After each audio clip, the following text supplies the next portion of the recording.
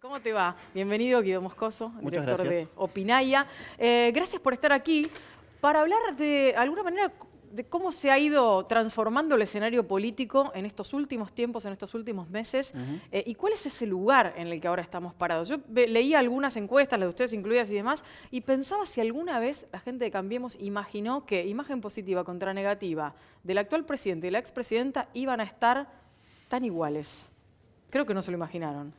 Sí, claramente el año político comenzó en abril con el comienzo de la crisis cambiaria que todavía no puede resolverse, y eso sumado a cuadernos y toda la investigación que se viene desenvolviendo en términos judiciales y también en términos de opinión pública, está dándole forma a este 2018 que va a continuar en el 2019 con un año intensamente electoral.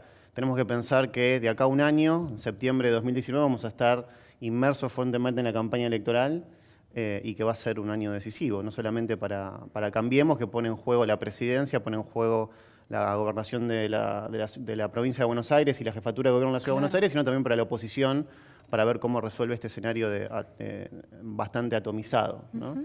Y el fenómeno interesante que está sucediendo y que reflejan los datos de nuestras encuestas en Opinaya tiene que ver con cómo estos dos fenómenos de la coyuntura, la crisis cambiaria y cuadernos, impactan sobre los potenciales techos electorales tanto de Mauricio Macri y su gestión como del kirchnerismo como principal figura de la oposición.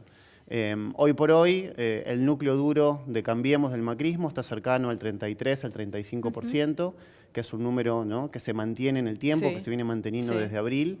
Y de algún modo lo que sucede con la crisis cambiaria, con la crisis económica, es que impide que ese núcleo, digamos, pueda crecer y limita su techo electoral de cara al 2019. Un fenómeno similar, paradójicamente, ocurre con el kirchnerismo, ¿no? Los cuadernos lo que hacen es recostar al kirchnerismo sobre su núcleo, que en términos porcentuales también está muy cercano al núcleo de Cambiemos, un 33, un 35%.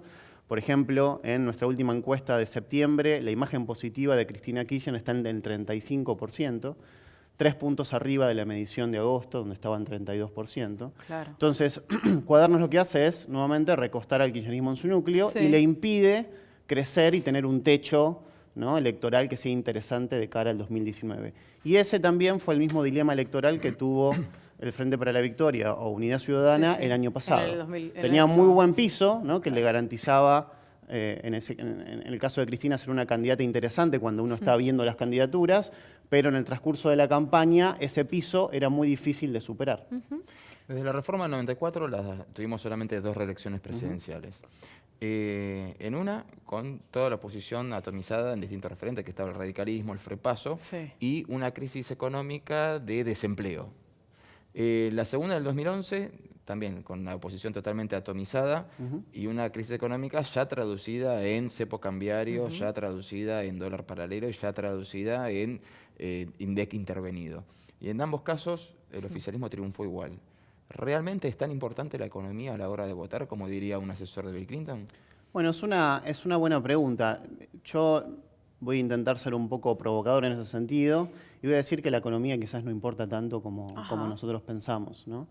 Creo que si hacemos ese recorrido histórico del 83 para acá, casi siempre las gestiones que defienden su gobierno y las reelecciones tienen una cierta ventaja en relación a la competencia. Sobre todo en Argentina, donde no hay partidos fuertes, sino que hay identidades políticas fuertes. El kirchnerismo, el peronismo en términos más amplios, Cambiemos o el macrismo, que está generando una identidad. Y al no tener partidos políticos fuertes, la oposición siempre suele dispersarse, ¿no?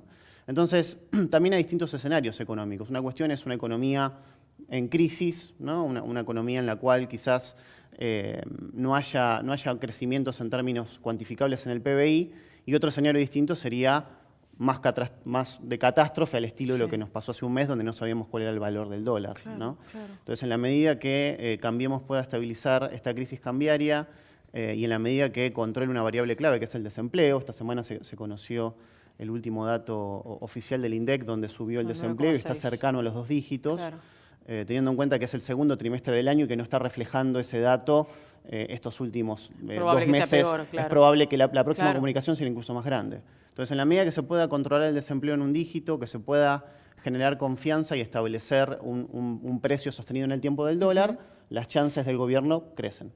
Tengo una curiosidad respecto de una elección en la que ya ocurrió en las elecciones anteriores, pues la tecnología no es algo nuevo, pero en la que probablemente todavía tome mayor cuerpo el hecho de los nuevos medios, las redes sociales y demás. ¿Cómo imaginás en esta Argentina, con estos problemas, esa parte de la campaña? Digo, el lugar al que deberán ir a buscar los votos aquellos que entiendan que tal vez va por ahí el asunto. Sí, yo creo que hoy por hoy las campañas electorales se plantean en 3 terrenos. El primer terreno es el de la ciudadanía, el de la opinión pública, donde finalmente se decide la elección, porque el día de las elecciones votamos todos, o casi todos. En Argentina la participación electoral es comparativamente muy alta, en términos históricos. Sí. Más del 70% de la gente vota, ese es el primer terreno, el obvio. Hay un segundo lugar, que es el de los medios de comunicación. Hay que ver cómo se perfilan los candidatos, las campañas y cómo se interpretan los resultados, ¿no? Recordemos que el año que viene, al igual que venimos teniendo de las últimas elecciones, tenemos unas PASO y después tenemos unas generales. Claro, Entonces, también ahí hay una discusión de, bueno, cómo es la lectura de las PASO, ¿no? Y ahí los medios, los comunicadores, juegan un rol central. Y el tercer terreno es el de las redes sociales, ¿no? Y cuando hablamos de política y redes sociales, tenemos que hablar de Twitter, que es la red política por antonomasia. Y la dinámica que tiene Twitter en Argentina en términos políticos es, bueno, básicamente reforzar mis ideas y en vez de ser un foro para escuchar al otro, escucho lo que yo ya creo y a los que piensan como pienso yo, y en ese sentido no hay tanto diálogo, ¿no? Hay un grupo de politólogos en Argentina y en el mundo que estudian justamente los tweets, ¿no? Y que generan mapas con cómo se va tuiteando y cómo se va retuiteando. En Argentina son 2 polos. Y lo que uno observa es que hay 2 polos que no están interconectados, entonces si yo, Nadie se entera lo que el otro yo soy dice. peronista, voy a estar Claro. rodeado de políticos, de periodistas, de trolls peronistas, si soy radical. Bueno, pero Claro. hay Y un así. pequeño cambio ahí porque cuando Twitter no había pegado todavía en la Argentina, Twitter, recordemos, pega en la Argentina a partir del Mundial 2010 Sí. porque todos estaban usando Twitter. Exacto. Pero antes de eso, todavía se usaba mucho el tema de los blogs y recuerdo que estaba lo que le decían la peronósfera. Es verdad. Y tenías Sí. todos los blogs peronistas, Es verdad. los peronistas cercanos al gobierno, en una enorme masa azul, y el resto estaba totalmente disperso, no había ningún polo de atracción entre Claro. los que no pensaban como ellos. Como que las redes sociales reales, o sea, lo que fue Facebook y Twitter, cambió ese esquema, Sí, ¿no? sí, cambió porque justamente tuvimos la irrupción de Cambiemos, que se está conformando como Sí. una identidad política y logra compensar un poco ese espacio que parecía monopolizar la discusión política. Claro. Eh, Vamos a tener mucho tiempo para hablar de elecciones, seguramente te vamos a convocar Bueno, nuevamente. con todo Estamos gusto. recién entrando en territorio de Calentando saber motores. qué va a pasar. Sí, todavía no tenemos mucha información. Gracias por haber Por venido. favor, Un ustedes. placer.